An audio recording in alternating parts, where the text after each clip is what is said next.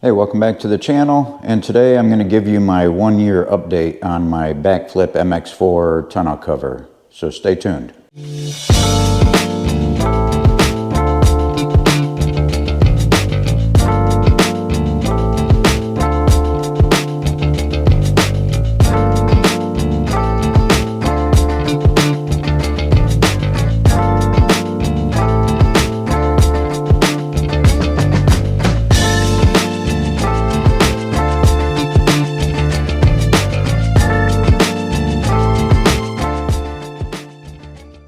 Hey, welcome back, and today I'm going to give you my honest opinion after having my BAKflip MX4 tonneau cover for almost 1 year now, and I have done a couple videos on this previously. I did a 6-month update. Well, now I'm going to give you what I feel after having this thing for about a year. So one of the things that I dislike about the cover is that it is not totally watertight. Water will get in your bed around this back end. Sometimes it can even work its way up through the sides and even in the front area along this piece here. Now, I did put an extra weather strip across this to try and seal that up better, and that has helped some. Again, for the price, which I think was just a little over $1,000 so dollars, I don't think that it's a bad cover. You just have to understand it's not going to be 100% total watertight. You're going to expect some water to get in, especially if you're going through heavy rains and going through car washes. That water will work its way up, especially underneath. And for the most part, it does keep most things in your bed dry, but it's not going to be 100%. So let me tell you a couple of the other things. As you can see, these cords here pull your locking mechanisms right there in. And overall, the tonneau cover is pretty secure because if you keep your tailgate locked, it's going to be pretty hard for somebody to get in. If they want in, they're going to get in. It's just going to take a while, or I should say a little bit longer. And so anyway, each section has one of these pull tabs. So one of the things that I do find is that this middle one sometimes has a little bit of a problem releasing from the other end, although I've never had it to where I couldn't get it open. And as you get to the end, this section, you definitely want to be in your bed lifting this up. It can get a little bit heavy, especially if you're standing on the outside trying to lift it. Once you get to this section, unless you got somebody on the other side helping, it can get a little hard to do unless you're in the bed.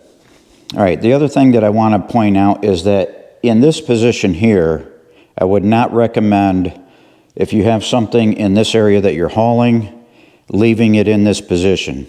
There's no way to secure this section down, and it will blow up. Trust me from personal experience. If you get it to this section here, that's fine, because at this point, you can use the tie downs to lock it in place, just like that, and this is not going to come up at that point. Now, the other thing that you can do, once you get it in the upright position, you can use these prop rods on both sides to make sure that this stays up, and you can tighten this down just like that. And at that point, it's not going to come back this way. Now, I recommend pushing this up against the cab so that you're not getting any bouncing. And so we'll just loosen this up a little bit again.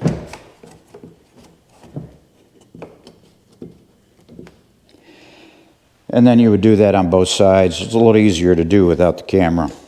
Now, these are the rails that you mount inside the bed.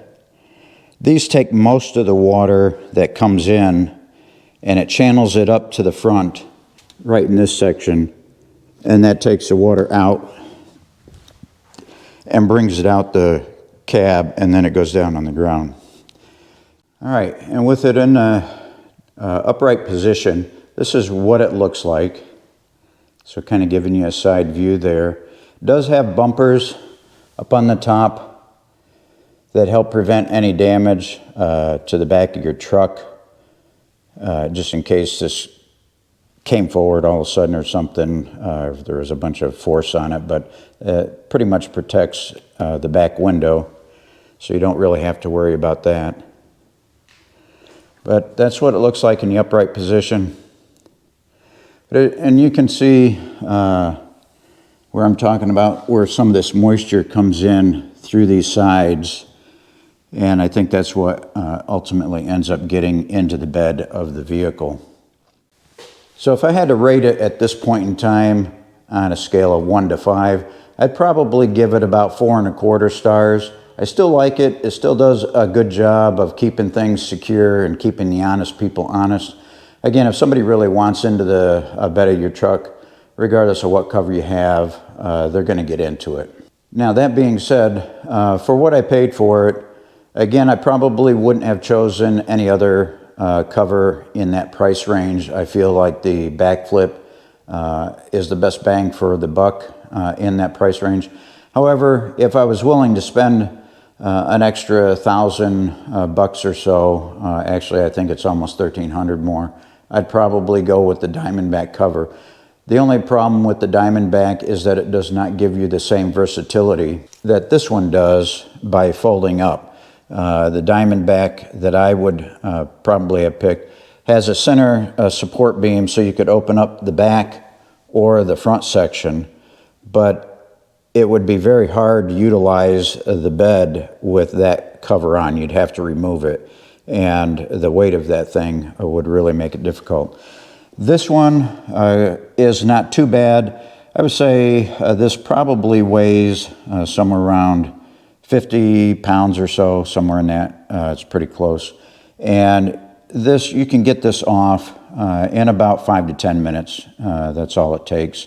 So if you needed the entire bed, because this does take up a few inches from the front of your truck bed to where this is. So if you needed to utilize the entire length of your bed, this could end up getting in the way, but it's pretty simple taking out. Basically, there is a couple bolts that come down through, and then you just tighten those up. You would untighten it, take the bolt out, pop this off. So pretty simple process of getting it in and out. The one thing you do have to be careful of is once you put it back in, you want to make sure that you get it lined up properly so that the back of it is on top of your tailgate and that it doesn't get pushed too far forward or that it's not too far back. All right, so that's my 1-year update on it. I think at this point, I don't really see doing a future update unless something drastic happens to it and it fails. At that point, I would probably do another video to let you know what happened. But overall, again, for the value, I think it's worth it. I would recommend to buy it. You just got to know that those few things. One is that it's not going to be totally watertight. You can't expect some water still to penetrate the bed of your truck. And then two, you can run sometimes into issues where these release things make it a little bit difficult to get up. In fact, you can kind of see some damage over on that one. Right here where that latch tends to get stuck. And I'm not exactly sure what's causing it. I've looked at everything. It's aligned properly. These things are set in properly. But I do run into this on occasion where that really tends to bind on occasion. The previous one I had didn't do that, which initially made me think there was some kind of an alignment issue. But again, I've checked everything numerous times, and I cannot get it working any better than it is now. You just really have to make sure that you pull this thing fully to make sure that these latches are going all the way in. And the middle one is really the only one that does it. All right, well, that's my honest opinion after having it for 1 year. Besides those few negatives that I mentioned, overall, I think it's a pretty good cover. So take that for what it's worth. Certainly appreciate you watching. Hit that like button, hit the subscribe, and hit that bell for notifications on future videos coming up. Certainly appreciate the interaction with the channel. It helps it grow, and look forward to seeing you in the next video.